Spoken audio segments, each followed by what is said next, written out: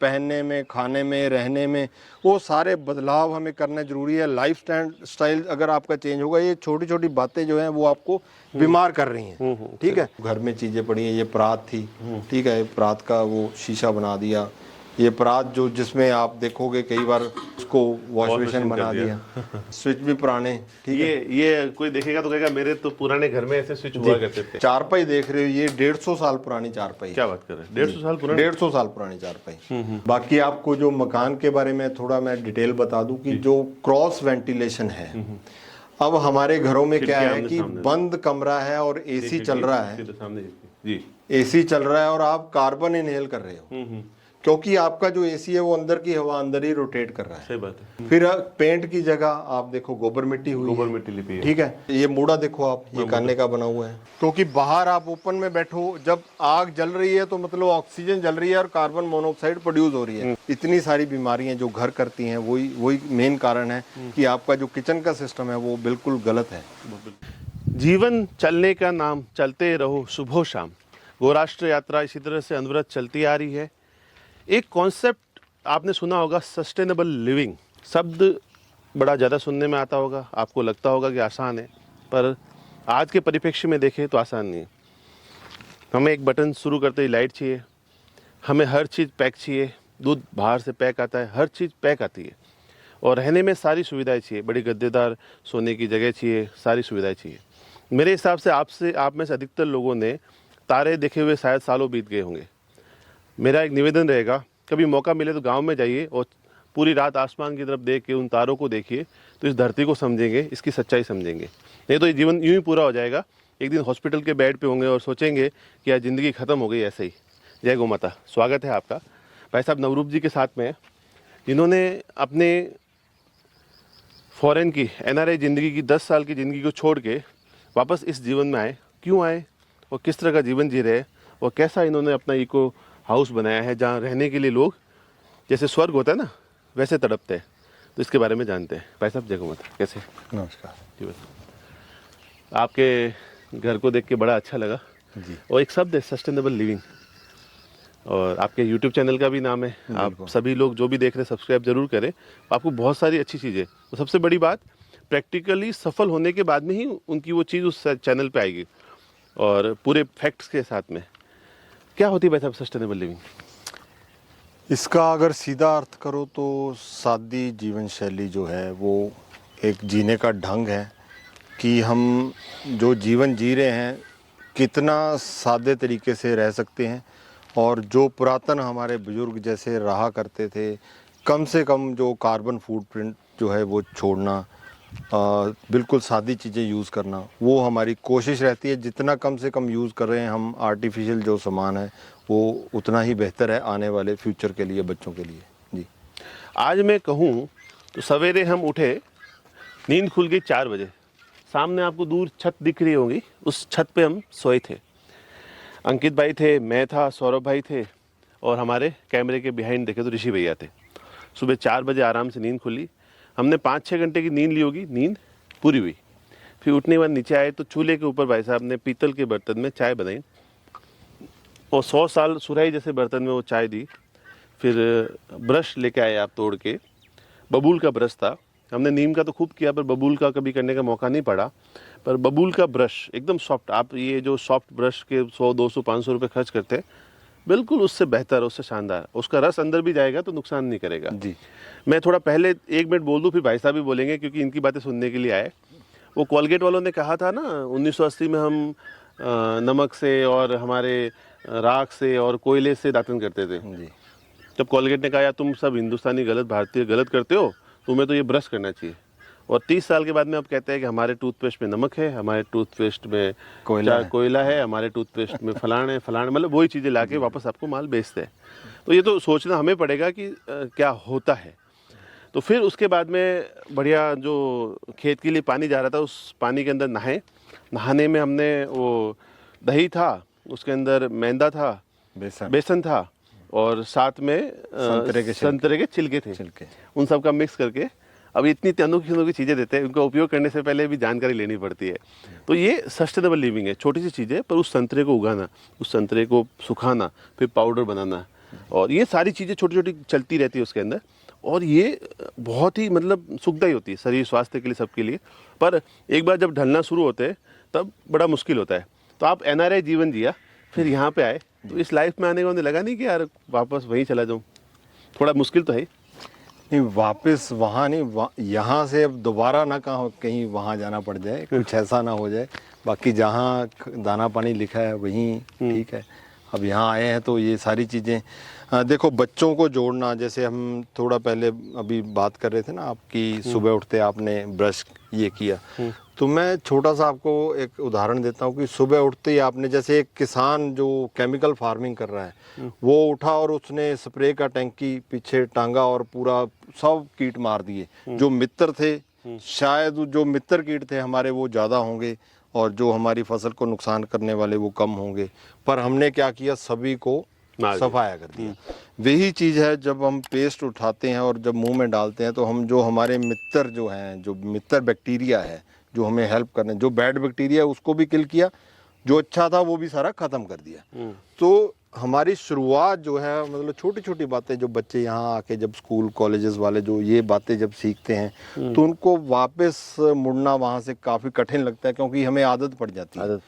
तो ये सारी चीज़ें, अभी आपने जो साबुन की बात की, तो छोटी छोटी चीज़ें जब आप अपने जीवन में इम्प्लीमेंट करते हो, तो ये सारी, जैसे दही, अगर गाय होगी तो दही होगा। अब दही है तो आप दही, जो बैक्टीरिया है उसमें भी, वो आपने खा लिया चाहे लगा लिया। मैं तो ये बोलता हूँ, जो चीज़ आपने तन को लगा ली मतलब खा ली। आप लगाने से पहले ये सोचो। अब कॉस्मेटिक में आप देखो, हमारी जो माताएं बहनें हैं वो कॉस्मेटिक कितना लगाती हैं फेस पे, और उसी का कारण है जितनी ये खतरनाक बीमारियां जिनका नाम लेने को भी मन नहीं करता, वो सारी बीमारियों का कारण है कि आप लगा नहीं रहे हो, असल में आप उन चीज़ों को खा रहे हो। अगर हम खा सकते हैं तो आप लगाओ, अगर नहीं खा सकते तो कैसे लगा रहे? वो नहीं लगा सकते। वो शरीर की हर, शरीर में सिर्फ मुंह ही नहीं, हर छिद्र सांस लेता है। बिल्कुल। और ये भर भी जाते हैं। आप जब स्क्रब किया ना तो छिद्र खुलते हैं। वैसे अब ये इको टूरिज्म मॉडल बनाया है, एक कमाई का साधन भी होता है और लोगों को एक लाइफस्टाइल सिखाता भी है। क्या विचार से ये बता दिया, ये बनाया था? बस यही सारी चीज़ों से जोड़ने के लिए यही मकसद था कि बच्चों को, आने वाली जनरेशन्स को, ये सारे हमारे जो पुरातन बुजुर्गों का जितना भी जो कार्य था, कैसा खाना पीना था, मतलब इसमें देखो आप, हमारे जो ज़्यादा जो जुड़ी चीज़ें हैं वो यही हैं कि हमारी जो जीवन शैली है ना, वो उसमें बदलाव बहुत आ गया। अगर हम फूड का ही, खाने का बात करें, तो हमारे बच्चों को यही नहीं, जो शहर में रहते हैं उनको तो यही लगता है कि दूध पैकेट में ही आता है। उनको यही नहीं मालूम होगा दूध आता कहाँ से है। ठीक है, दही क्या है, पैकेट में आता है। ये थोड़ी मालूम है कि दही का ये प्रोसेस है। ये चीज़ें ये सारी चीज़ें महसूस की हैं, क्योंकि यहाँ जब हम इनको ये लस्सी वगैरह देते हैं ना, तो वो बोलते हैं ये लस्सी घर में बनती है। ये मतलब सच्ची घर में कैसे बनाते हैं? तो ये सारे उन बच्चों के सवाल रहते हैं। तो ये सारी चीज़ें इनसे जोड़ने के हिसाब से आप मानो, और इंटरेस्ट पैदा होना, जैसे हमारा कि इन चीज़ों में इंटरेस्ट पैदा होगा। अगर आपको नॉलेज होगी कि मैं ये नुकसान कर रहा हूँ, तो आपके बच्चों का इंटरेस्ट बनेगा उसमें कि नहीं, मैंने नुकसान नहीं करना अपना। अधिकतर डॉक्टर के पास आप जाते हैं तो आपको कहते होगा कि लाइफस्टाइल के कारण ही बीमारी, ऋषि भाई, ये लाइफस्टाइल के कारण ही बीमारी है आपको जी। तो ये लाइफस्टाइल कैसे बदल गई, और अभी की लाइफस्टाइल और कैसी लाइफस्टाइल होनी चाहिए, ये बस। अब आप ये देखो, हमने सुबह से लेके 3-4 विषयों पे बात की है। ठीक है, खाने की बात आ गई, तो खाने में हम नमक को छोड़ के जितना भी सामान है वो सारे का सारा हमारे खेत में उगाया जाता है। तो पूरे का पूरा आपका जो दिनचर्या जो आपकी है, आप खाने में, पहनने में, अब ये जो शर्ट मैंने पहनी है, ठीक है, ये हमारे खुद के खेत की रुई है, उसकी बनी हुई है। तो छिद्र के हमने बात की ना, सांस लेते हैं, तो अगर आप नायलॉन का कपड़ा पहनोगे तो वो भी आपके शरीर को जो रब होके वो आपके शरीर के अंदर जाएगा। ठीक है, अब जो अगर जैसे हमने बहुत कुछ वेस्ट को फॉलो किया है, कोई गलत नहीं है उसमें, जो अच्छी चीजें वो अडॉप्ट भी करनी चाहिए। हर जगह अच्छी बुरी चीजें जो है होती है, तो उसमें हमने जो हमारे देश में सबसे जो खासियत ये थी कि आप जब ऐसे निकलो कि हमारे जैसे एक बाढ़ आ गई गांवों की, ऐसे है, मतलब हमारा जीवन सारा गांव में था। जितना चीज हम पहनते हैं, कपड़ा हमारे गांव में बनता था, तेल हमारे गांव में बनते थे, कोल्हू थे। जो हमारी जो अपने जो जुत्ती है, चप्पल है, ये जैसे हमने पहनी हुई है, ये चमड़े की है, ये हमारे गांव में बनती थी। अब ये वेस्टर्न है, ठीक है, इसको भी हम जल्दी रिप्लेस करेंगे। हमारा जो खाकी जो भी कपास किया है, कपास जो तैयार किया है ना, उसका हम कपड़ा बना रहे हैं। तो वाइट शर्ट और खाकी जो है वो पैंट, शानदार कॉम्बिनेशन, बढ़िया, मेरा फेवरेट कॉम्बिनेशन। आप सारा साल पहनो उसको चाहे। तो ये सारी चीजें देखो, हम जितना भी हमारे पूरे दिन में जो हमारे पहनने में, खाने में, रहने में, वो सारे बदलाव हमें करना जरूरी है। लाइफ स्टाइल अगर आपका चेंज होगा, ये छोटी छोटी बातें जो हैं वो आपको बीमार कर रही हैं, ठीक है। और उसमें ये जो मकान आप देख रहे हो, इसका बहुत ही बड़ा महत्व है हमारे यहाँ। नहीं, मैं इस पे एक मिनट इनको सभी भाइयों को कहना चाहता हूँ। शायद 2000 के दशक में जन्मे हुए या 90 के दशक में जन्मे हुए लोगों ने देखा होगा, पर 70-80 के दशक के लोगों ने दादी नानी के घर पे गए होंगे या गांव से जुड़े हुए होंगे, तो उन्होंने अपने घरों में ये घर देखे होंगे। आंगन हर दीपावली पे हमारे यहाँ लिपा जाता था और एक सुकून होता था। मतलब उस घर में क्या होता था, 2 कमरे या 3 कमरे ही होते थे और पूरा परिवार, क्योंकि परिवार पहले बड़े होते थे, हर किसी के 2, 5, 7 बच्चे होते थे। तो बाहर नानी के घर जाते तो खाट लग जाते थे लाइन से, या खाट नहीं होते थे तो बिस्तर लग जाते थे, सब सोते थे। एक साइड एक पंखा शुरू होता था, लड़ाई होती थी कि सबसे आगे वाले पंखे की तरफ मैं बैठूंगा। तो ये जो आप सभी देख रहे हैं ना, इस घर को आप देखेंगे, एक गोबर से और मिट्टी से लिपा हुआ घर है और ये मिट्टी इसी तालाब से निकली है। सस्टेनेबल लिविंग होगी कि भाई आप बाहर से कम खर्चे के अंदर चीज़ें कैसे तैयार करते हो, उसी से लिपी हुई है और बहुत ही शानदार। किस तरह से भाई साहब ने बनाया, वो मकान के बारे में आप बताएं भाई साहब। जी, मकान के बारे में मैं बता दूं कि इसका भी हमने मिला जुला कॉम्बिनेशन बनाया है। ये जो बरामदा आप देख रहे हो, ये पक्का है, ये बरामदा आगे वाला, बरामदा। और जो सीढ़ी और बाथरूम, ये यहाँ से लेके इसको बरामदा हो गए। हाँ जी, ये पक्का है। ये 3 चीजें पक्की बना ली। और जो रूम है वो सारे कच्चे बनाए हुए हैं। ये पक्का मतलब इसके ऊपर ईंटें हैं। आप अगर जी अंदर आएंगे जी, पक्का मतलब कोई ऐसा सीमेंट विमेंट का स्ट्रक्चर ज्यादा नहीं है। ऊपर ये टाइल थी, पहले 1 फीट की आती थी, जो बड़ी टाइल थी। और ये बाला जो है ये बबूल का ही है। बबूल का टाइल मतलब मिट्टी की टाइल हो गई? नहीं, ये तो मतलब दूसरी टाइल है, पका, हाँ है तो मिट्टी की बनी हुई है। तो बाकी जो रूम्स हैं वो सारे कच्चे बने हुए हैं। रूम सारे कच्चे, ऊपर सर्कल लगा हुआ है। मैं थोड़ा जिक्र कर दूं, अगर आपने कच्चा मकान बनाना है तो स्टेप बाय स्टेप हमने हमारे चैनल पे, जिसका नाम सस्टेनेबल लिविंग विद नवरूप सिंह है, उसमें ईंट बनाने से लेके पूरा मकान बनाने तक सारे की सारी स्टेप बाय स्टेप सारी वीडियोस पड़ी हैं। किसी ने भी अपने खेत में, घर में, कहीं भी दूर दरार कहीं भी घर बनाना हो कच्चा, वो बड़े इजी स्टेप से बना सकता है। बिल्कुल इजी स्टेप, ठीक है। तो अब आपको मैं जो इसकी खासियत जो है वो बता दूं। तो आपने ये वॉश बेसिन भी मिट्टी का हो गया? जी जी, मटका पानी का क्या है कि ये पानी मतलब रात को भरा था जी और एकदम ठंडा हो गया। बढ़िया जी। वैसे आप बोले मैं जल करण कर लूँ? नहीं, ये हर चीज मायने रखती है जी। मतलब ये पानी है जो आप फ्रिज का पानी पी रहे हो, और ये एक नॉर्मल टेम्परेचर का ठंडा पानी जो है, मतलब ये हर चीज मायने रखती है। और ये मिट्टी का जो इसका जो खुशबू है पानी में, वो चीज, ठीक है। तो हमने तो ये कोशिश की है कि ज़्यादा से ज़्यादा जितनी भी हमारी जो घर में चीज़ें पड़ी हैं, ये परात थी, ठीक है, परात का वो शीशा बना दिया। ये परात जो जिसमें आप देखोगे कई बार अपने जो ढाबे वगैरह उनमें दही जमाया होता है इस परात में, ठीक है, इसका तो उसको वॉश बेसिन बना दिया। तो स्विच भी पुरानी याद है, स्विच भी पुराने, ठीक है। ये कोई देखेगा तो कहेगा मेरे तो पुराने घर में ऐसे स्विच हुआ करते थे। नहीं, आजकल वैसे मिलते हैं, मतलब वो पुरानी याद है, दोबारा मिलने लगे, हेरिटेज हो गया। जी जी जी। तो ये आप जो चारपाई देख रहे हो, ये 150 साल पुरानी चारपाई। क्या बात कर रहे हैं? 150 साल पुरानी? 150 साल पुरानी चारपाई। और उधर वाली 125 साल पुरानी। ये 125 साल, ठीक है। ये हमारे मेरे जो माता जी, जो दादी जी हैं, उनकी बहन के घर से, वो सब लोग अभी विदेश हैं, तो वहाँ से हमें प्राप्त हुए। और बहुत ही संभाल के उन्होंने रखे थे, पर उनका मन नहीं था कि किसी को दें। अभी बहुत खुश होता है उनकी फैमिली जब देखती है। बाकी आपको जो मकान के बारे में थोड़ा मैं डिटेल बता दूं कि जो क्रॉस वेंटिलेशन है, अब हमारे घरों में क्या है कि बंद कमरा है और एसी चल रहा है, एसी चल रहा है और आप कार्बन इनहेल कर रहे हो, क्योंकि आपका जो एसी है वो अंदर की हवा अंदर ही रोटेट कर रहा है। सही बात है। तो ये सबसे इम्पोर्टेंट जो एक पॉइंट है, हमारे यहाँ 2 साल पहले एक फिजियोथेरेपिस्ट थे, अमेरिका से आए थे, डॉक्टर थे, उन्होंने मतलब जब उनको मैंने एक एक बात ये बताई ना कि क्रॉस वेंटिलेशन की, देखो आप सामने ऊपर भी होल है, पूरा ऑक्सीजन जो है ना, मतलब ऑक्सीजन का जो लेवल है, ये भी होल है, बिल्कुल ऑक्सीजन लेवल है जो वो इतना हाई रहता है कमरों में। वो आम कमरे जो हमारे जो शहरों में आज के कमरे जो हैं उनमें क्या है कि बंद कमरे सील्ड हैं और एसी जो है अंदर की हवा अंदर फेंक रहा है। उससे क्या है कि मतलब आपकी जो बीमारियां हैं वो वही बात होगी ना। तो ये जो क्रॉस वेंटिलेशन है ये बहुत महत्व रखती है।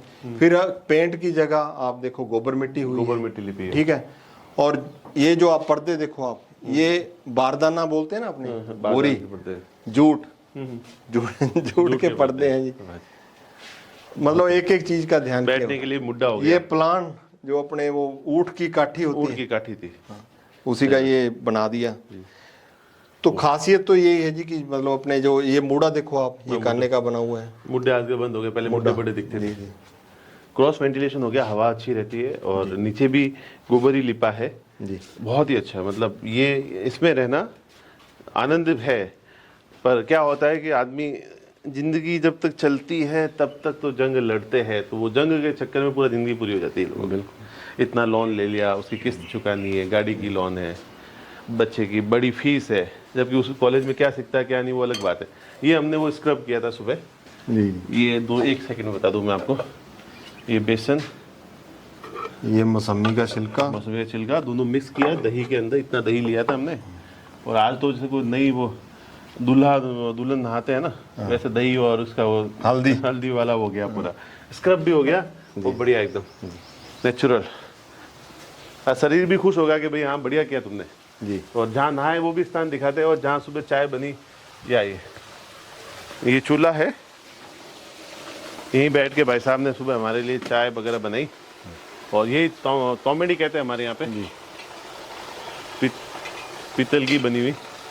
और इधर यही पानी, सस्टेनेबल लिविंग देखिए, यही नहाए, इसी पानी के नीचे नहाए और यहीं पे चाय वगैरह तैयार हो गई, यहीं भोजन बन जाता है।